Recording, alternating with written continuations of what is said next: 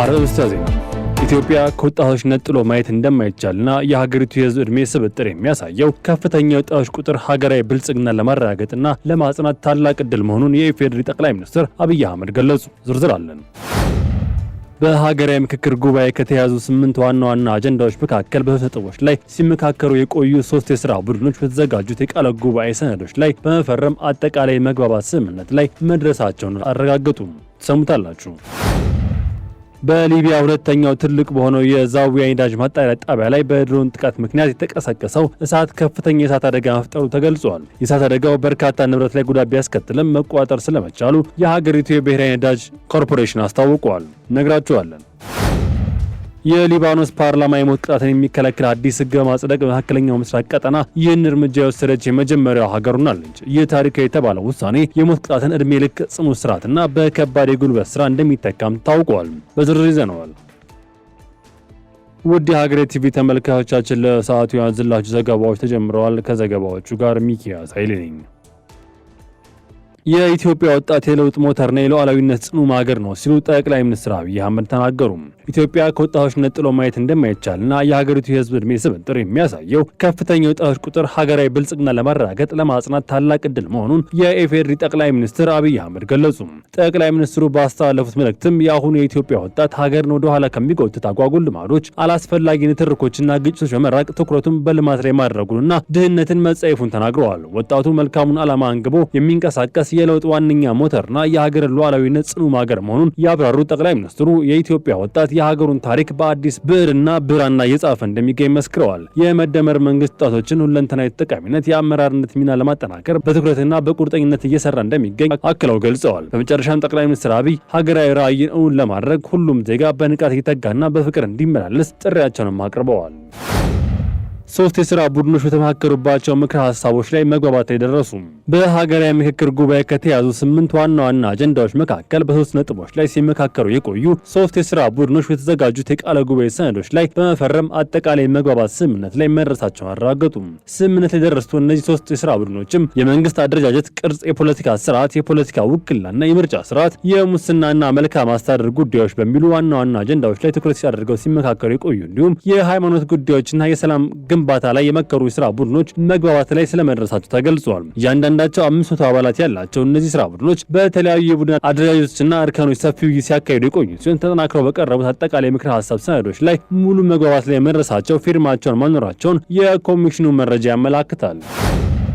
የኢትዮጵያ ቡና ምርት በሄክታር 21 ኩንታል ለማድረግ እየተሰራ ስለመሆኑ ተገለጸ። በሀገራዊ ቡና ምርትና ምርታማነት ንቅናቄ አማካኝነት በሄክታር የሚገኘው የቡና ምርት መጠን ከአሁን ቀደም ከነበረው 9 ኩንታል ወደ 21 ኩንታል ለማሳደግ ሰፊ እንቅስቃሴ እየተደረገ እንደሚገኝ የግብርና ሚኒስትሩ አቶ አዲሱ አረጋ ገለጹ። ሚኒስትሩ በማህበራዊ ትስስር ገጻቸው ባሰፈሩት መልእክትም ኢትዮጵያ የቡና መነሻ ብቻ ሳትሆን ቡና የሀገሪቱ ኢኮኖሚ አከርካሪ፣ የበርካታ ሚሊዮን አርሶ አደሮች የዕለት ተዕለት ህይወት መሰረት እንዲሁም የውጭ ምንዛሬ ገቢዋ ዋና ምንጭ ነው ብለዋል። በመሆኑም ይህንን ዘርፍ ምርታማነት በጥራትና በዘላቂነት ለማሳደግ ምርቱን እሴት በመጨመር ወደ ዓለም አቀፍ ገበያ በስፋት ማቅረብ የመንግስት ዋነኛ ትኩረት መሆኑን አብራርተዋል። ይህን ግብ ለማሳካት የቀረበው አዲሱ የቡና ልማት ፓኬጅ አሰራሩን ከባህላዊ አካሄድ ወደ ዘመናዊ ምርታማነት ስርዓት እያሻገሩ ነው ተብሏል። ለዚህም ስኬት የ10 ዓመት ስትራቴጂካዊ ዕቅድ ተቀርጾ የልማት ፓኬጅን በማሻሻል ዘመናዊ አመራረት ዘዴዎችን በመተግበር እንዲተረጎም መደረጉን አንስተዋል። በዚህ መሰረት የምርታማነት ግቡን ለማሳካት ከ1.15 ሚሊዮን ሄክታር በላይ መሬት በቡና ልማት ሽፋን ስር ለማዋል ስራዎች መጀመራቸውን ሚኒስትሩ ጠቁመዋል። የኢትዮጵያ ኤሌክትሪክ አገልግሎት ከ56.75 ሚሊዮን ብር በላይ በማህበራዊ ድጋፍ አደረገ። የኢትዮጵያ ኤሌክትሪክ አገልግሎት ከ56.75 ሚሊዮን ብር በላይ ማህበራዊ ድጋፍ ማድረጉ ተገለጸ። የኢትዮጵያ ኤሌክትሪክ አገልግሎት ከኤሌክትሪክ ተደራሽነት ተልዕኮ ባሻገር የዜጎችን ህይወት የሚያቀሉና ዘላቂ ልማትን የሚያረጋግጡ ዘመን ተሻጋሪ የበጎ አድራጎት ስራዎች በስፋት እያከናወነ ይገኛል። በዚህ መሰረት ተቋሙ በ2018 በጀት ዓመት ብቻም ከ56 ሚሊዮን 754 ሺህ ብር በላይ ወጪ በማድረግ በዝቅተኛ የኑሮ ደረጃ ላይ ለሚገኙ የህብረተሰብ ክፍሎች አለኝታነቱን አረጋግጧል። በተጨማሪም የተፈጥሮ ሚዛን ለመጠበቅ አረንጓዴ ከባቢን ለማስፋፋት ሰራተኞቹ ንቁ ተሳትፎ በመላ ሀገሪቱ ከ102463 ችግኞችን በላይ ተክሏል። በሌላ በኩል በአማራ ክልል ጎንደር፣ በደሴና በባህር ዳር ከተሞች ለሚኖሩ አቅመ ደካሞች ደረጃቸውን የጠበቁ የመኖሪያ ቤቶችን አድሰው አስረክበዋል። በተመሳሳይ የወደፊት ሀገር ተረካቢዎች ለማገዝ በአማራ፣ ቤንሻንጉል ጉሙዝ፣ በሶማሌና በማዕከላዊ ኢትዮጵያ ክልሎች ለሚገኙ ተማሪዎች ከ10 ሺህ በላይ ደብተሮችን አበርክተዋል። ከዚህ ጎን ለጎንም ለጌርጌሴኖን አእምሮ ህሙማን መርጃ ማዕከል አጠቃላይ ምግብ ግብዓት ድጋፍ ያደረገ ሲሆን በአዲስ አበባና በአማራ ክልል በተካሄዱ የደም ልገሳም አድርጓል። የኢትዮጵያ ኤሌክትሪክ አገልግሎት የማህበራዊ ኃላፊነቱን በመወጣት የህብረተሰቡን ሁለንተናዊ ተጠቃሚነት ለማረጋገጥ የሚያደርገው አጋርነት ተጠናክሮ እንደሚቀጥልም ተገልጿል። በሊቢያ በድሮን ጥቃት ተቀሰቀሰ የነዳጅ ማጣሪያ ጣቢያ እሳት ከፍተኛ አደጋ ፈጠረ።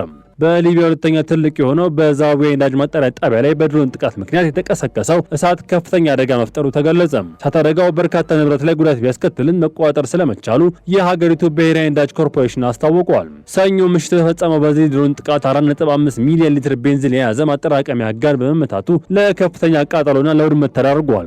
የብሬጋ ነዳጅ ኩባንያ ኃላፊ ሐሚድ አልበሽቲ እንደገለጹት ሌላኛው ድሮን በሁለተኛው ጋን አቅራቢያ ቢወድቅም ሰብአዊ ጉዳት አላደረሰም ብለዋል። ባለፈው ቅዳሜና እሁድ ናፍጣ ማጠራቀሚያና የውሃ ማጣሪያ ፋብሪካ ላይ ተመሳሳይ ጥቃት ተፈጽሞ እንደነበረም ተገልጿል። በትሪፖሊ የሚገኘው ጠቅላይ ሚኒስትር አብዱል ሐሚድ ዲቤባ መንግስት ጥቃቱን የሀገሪቱ ደህንነት ኢኮኖሚ አደጋ ላይ የሚጥል ነው በማለት አውግዘዋል። ጥቃቱን የፈጸመው አካላት አድኖ ለፍርድ እንደሚያቀርብ መንግስትም ዝተዋል። እስካሁን ጥቃቱ የፈጸመው አካል በግልጽ አልታወቀም ተብሏል። በየቀኑ ከ120 ሺህ በርሜል ነዳጅ የማጣራት አቅም ያለው ጣቢያ ለምዕራቡ ሊቢያ ኤሌክትሪክ ኃይል ማመንጫ ወሳኝ ግብዓት የሚያቀርብ መሰረተ ልማት ነበር። ሊቢያ ከ2011 የመሐመድ ጋዳፊ መውደቅ ወዲህ በፖለቲካ ቀውስ የምትገኝ ሲሆን በትሪፖሊ መንግስትና ምስራቁ ጦር አዛዥ ካሊፋ ሀፍታር የሚመራው ተቀናቃኝ ኃይል መካከል ስልጣን የሚደረግ ሽኩቻ ቀጥሏል ሲል አፍሪካ ኒውስ ዘግቧል።